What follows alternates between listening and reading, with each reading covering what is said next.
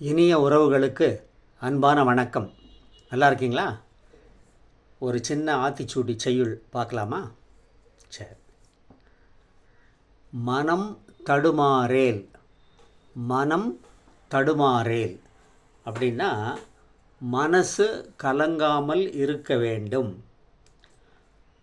மனம் எந்த காரணத்தை கொண்டும் தடுமாறக்கூடாது. எதனாலும் மனம் கலக்கம் அடையக்கூடாது. மனத்தை திண்மையாக வைத்திருக்க வேண்டும் அப்படின்னு நம்முடைய ஔவை பாட்டி சொல்கிறாங்க. ஓகே, இப்போது 2-3 நாளாக செய்தித்தாளில், ஊடகங்களில், நியூஸ்லெல்லாம் குகேஷை பற்றி அதிகமாக புகழ்ந்து பாராட்டி பேசி வராங்க. ஏன் அப்படின்னா 18 வயசில் உலக செஸ் சாம்பியன் ஆயிருக்கார். இவ்வளோ சின்ன வயசில் வேறு யாரும் செஸ் சாம்பியன் ஆனதில்லை. இது ஒரு புதிய சாதனை இல்லையா? சிங்கப்பூரில் நடந்த உலக சாம்பியன்ஷிப் செஸ் போட்டியில் கலந்துக்கிட்டு அவர் ஜெயிச்சிட்டார். நடப்பு சாம்பியன் யார் தெரியுமா? சைனாவை சேர்ந்த டிங் லீரேனை அப்படின்ற நடப்பு சாம்பியனை வீழ்த்திட்டு 18 வயது நிரம்பிய குகேஷ் இளம் உலக செஸ் சாம்பியனாக தேர்ந்தெடுக்கப்பட்டுள்ளார். அவருக்கு திங்கட்கிழமை சென்னை விமான நிலையத்துக்கு வரும்போது தமிழ்நாடு அரசு மிகச்சிறப்பான ஒரு வரவேற்பை அளித்துள்ளது. அவர் யார் இவங்க? அதுல்ய மிஸ்ரா, விளையாட்டுத்துறை மேம்பாட்டு கூடுதல் ஆணையர். அவர் பூங்கொத்து கொடுத்து வரவேற்றிருக்கிறாங்க. மற்றவர்களும் இருந்திருக்காங்க. நேற்று மாலை குகேஷுக்காகவே ஒரு சிறப்பான வரவேற்பு நிகழ்ச்சியை தமிழக அரசு ஏற்பாடு செய்துள்ளது. இது கலைவாணர் அரங்கத்தில் இது நடந்தது.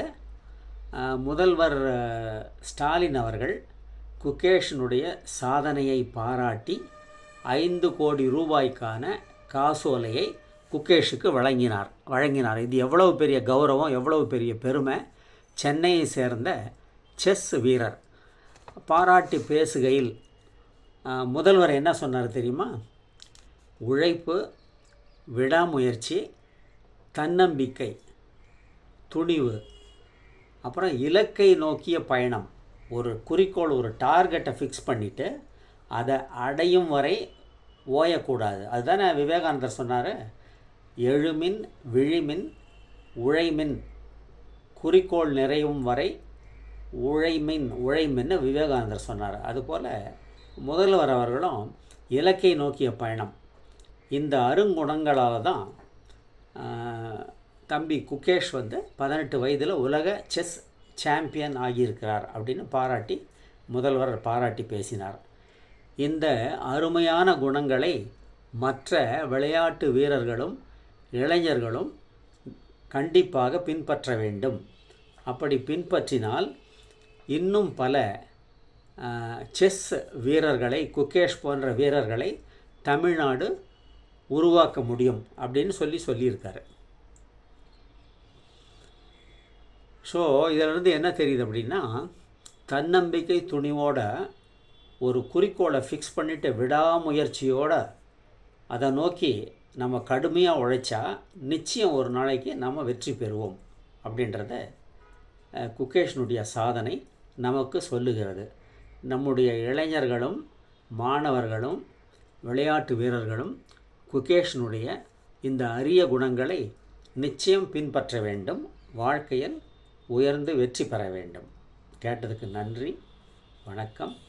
இந்த லிங்க் பிடிச்சிருந்தால் நீங்கள் லைக் பண்ணுங்கள், ஃப்ரெண்ட்ஸுக்கு, ரிலேட்டிவ்ஸ்க்கு ஷேர் பண்ணுங்கள்.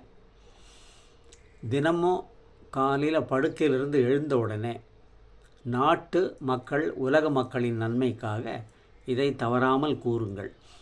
ஏரி, குளம், கிணறு, ஆறு எல்லாம் நிரம்பி வழிய மாறி அளவாய் பொழிக. மக்கள் வளமாய் வாழ்க. வாழ்க வையகம், வாழ்க வையகம், வாழ்க வளமுடன். ஜெய்ஹிந்த்.